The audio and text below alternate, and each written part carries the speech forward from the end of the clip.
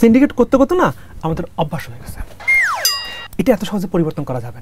আর আমরা একটা গবেষণা করে দেখছি, দাম যতই বাড়ুক মানুষ কিন্তু কেনাকাটা বন্ধ করে না।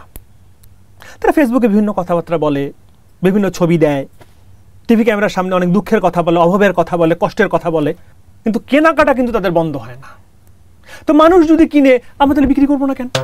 আমরা তো ব্যবসায়ী মানুষ, আমাদের কাজ হচ্ছে ব্যবসা করা। আমরা ব্যবসা করব, টাকা পয়সা রোজগার করব, দেশের অর্থনীতিতে সেটা কাজে লাগবে। আমরা সেই কাজটাই করতেছি। হ্যাঁ, যদি ধরো এরকম যদি মনে করো যে দেশের মধ্যে কোনো আইন থাকতো, নিয়ন্ত্রণ থাকতো, আইনের একটা প্রয়োগ থাকতো, কোনো হিসাব নিকাশ এরকম ব্যাপার স্যাপার থাকতো, তাইলে হয়তো বা ব্যাপারটা অন্যরকম হইতে পারতো। তো নাই, আমরা সে সুযোগটা নিচ্ছি। আমরা ব্যবসায়ী, আমরা ব্যবসা করবো। এখানে ব্যবসায়ীদের দোষটা কোথায় তুমি বলো? তুমি জানো এই রমজান মাসে আমার ব্যবসা কত হয়েছে? পুরো 100 কোটি টাকা।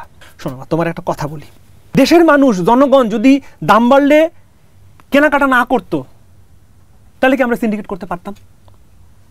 পারতাম না। দেশে যদি কোনো শক্ত আইন থাকতো, নজরদারি থাকতো, তাহলে কি আমরা ব্যবসা করতে পারতাম? দাম বাড়াইতে পারতাম? পারতাম না। তোমার শোনো, তুমি অযথার আমাদেরকে শুধু শুধু দোষ দিও না, সব দোষ ব্যবসায়ীদের না। ওকে, দা বিজনেসম্যান সাহেব, এই যে আপনি বললেন কোনো আইন নেই, কিন্তু বিভিন্ন দেশে তো রমজান মাসে দাম কমিয়ে দেওয়া হচ্ছে, তাদেরও তো কোনো আইন নেই। তাহলে আপনারাও কি কয়েকজন বিজনেসম্যান মিলে এই উদ্যোগটা নিতে পারেন না যে রমজান মাসে বিভিন্ন জিনিসের দাম কমিয়ে দেওয়ার? কিন্তু সেই ক্ষেত্রে আপনারা করছেন, আপনারা সিন্ডিকেট করে আরো দাম বাড়িয়ে দিচ্ছেন।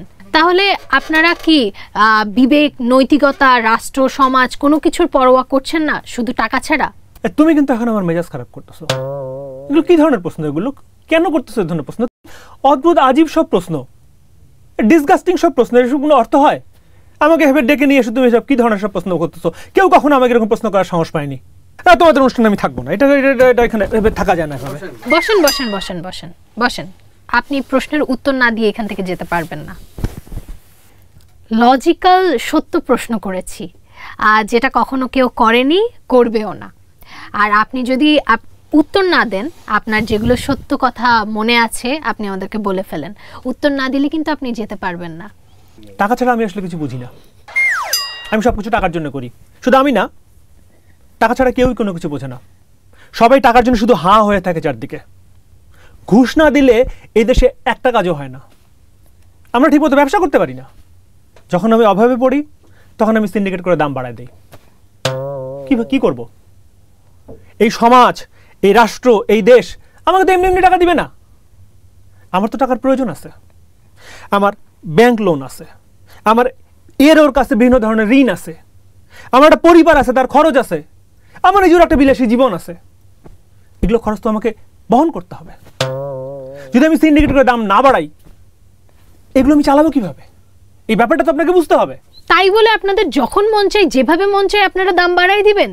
চালে সিন্ডিকেট, ডালে সিন্ডিকেট, তেলে সিন্ডিকেট, লবণে সিন্ডিকেট, এমনকি আপনারা কাঁচামরিচটাকেও বাদ দেন না, এটাকেও আপনারা সিন্ডিকেটের মধ্যে নিয়ে আসেন। সবকিছুতে এইভাবে কেন সিন্ডিকেট তৈরি করেন আপনারা?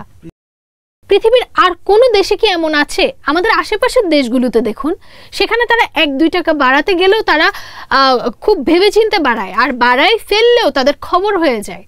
আপনারা তো ধামধুম কারো পরোয়া না করেই সবকিছু বাড়ায় ফেলেন। আপনাদের কি খুব ক্ষমতা? দেখো, তোমাকে আগেও বলছি, দোষ আমার একার না। এই সমাজ, সিস্টেম, জনগণ, এদের সবার জন্যই আমাদের আজকে এই অবস্থা। এখানে সবাই দায়ী। এই যে তুমি আশেপাশের দেশের কথা বললা, সেই দেশের আইন অনেক স্ট্রং, জনগণ অনেক সচেতন, রাজনীতিবিদরা অনেক দায়িত্বশীল। এই জন্যে তারা চেষ্টা করলে এসব করতে পারে না। আমরা পারি। পর্দার আড়ালে আরো অনেকেই আছে, কিন্তু তোমরা দেখতে পাও শুধু আমাদেরকে। এখানে সরকারি দল আছে, বিরোধী দল আছে, সরকারি কর্মকর্তা আছে, সরকারি কর্মচারী আছে, ডিলার আছে, অনেক লোক আছে, কিন্তু দোষ শুধু এই দি বিজনেসম্যানের। ওকে, দা বিজনেসম্যান সাহেব, আপনি কি রোজার মাসে রোজা রেখেছেন, নামাজ পড়েছেন? কি বলো? অবশ্যই। আমি 30টা রোজা রাখছি, 5 ওয়াক্ত নামাজ পড়ি। আমি সবসময় রোজা রাখি। আমার 5 ওয়াক্ত নামাজ কখনো মিস যায় না। এই সম্প্রতি তোমাদের দোয়া আমি হজও করে আসি, মাশাআল্লাহ। মাশাল্লাহ, এই তো আপনি তো হজ করে এসেছেন, আপনি 30টা রোজাও রেখেছেন, 5 ওয়াক্ত নামাজও পড়েন, তারপরও এই যে আপনি সিন্ডিকেট করে অতিরিক্ত যে মুনাফা অর্জন করছেন, এই ব্যাপারে আসলে ইসলাম কি বলে? এটার মাধ্যমে কি আপনি আল্লাহর সন্তুষ্টি অর্জন করতে পারছেন? এইটা তুমি কি প্রশ্ন করলা? এইটার সঠিক উত্তর তো আমার জানা নাই। আমি আসলে এটার উত্তর দিব না। তুমি আমার বাইন্ধা রাখলেও আমি এটার উত্তর দিব না। শোনো, আমি তোমার শুধু একটা কথা বলি, এই প্রশ্নটা সিস্টেম রে করো, সিস্টেম রে বদলাও, তাইলে দেখবা এই ব্যবসায়ী সিন্ডিকেট আপনি ভেঙে গেছে। আসলে আপনি আর আমিই তো সিস্টেম। আপনি আর আমি যদি না বদলাই, অন্যের উপর দোষ চাপিয়ে দিলে তো হবে না, তাই না?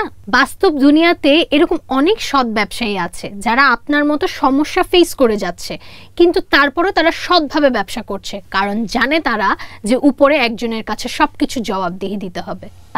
আপনি নামাজ পড়েন, আপনি রোজা রাখেন, আপনি হজও করে এসেছেন, কিন্তু আপনি এগুলোর কিছুই মানেন না। আপনারা কেয়া হোগা কালিয়া? আমারে তুমি ক্ষমা করে দাও। হ্যাঁ, আমি তোমার আর প্রশ্নের উত্তর দিতে পারবো না। এত সত্য প্রশ্নের মুখোমুখি আমি জীবনে কোনোদিন হই নাই। হ্যাঁ, আমি যদি আর কিছুক্ষণ এখানে থাকি, আমি হার্ট অ্যাটাক করে মারা যাবো। তুমি আমরা মাফ করো, আমরা তুমি ছাইড়া দাও, আমি চলে যাই। ওকে, দ্য বিজনেসম্যান সাহেব, আপনার হার্ট অ্যাটাক করে আপনি মারা যান সেটা আমরা চাই না। আপনি এখন বাসায়ও যেতে পারেন, কিন্তু আপনার কাছে একটা অনুরোধ, আপনি বাস্তব দুনিয়াতে এইভাবে সিন্ডিকেট করে জিনিসের দামপত্র আর বাড়িয়ে দিয়েন না, মানুষকে আর কষ্ট দিয়েন না। তো আজকের মতো বিদায়। ভাইয়া, ভাইয়া কি অনুষ্ঠানে যাবেন না? তোমাদের অনুষ্ঠান এখনো শেষ হয় নাই?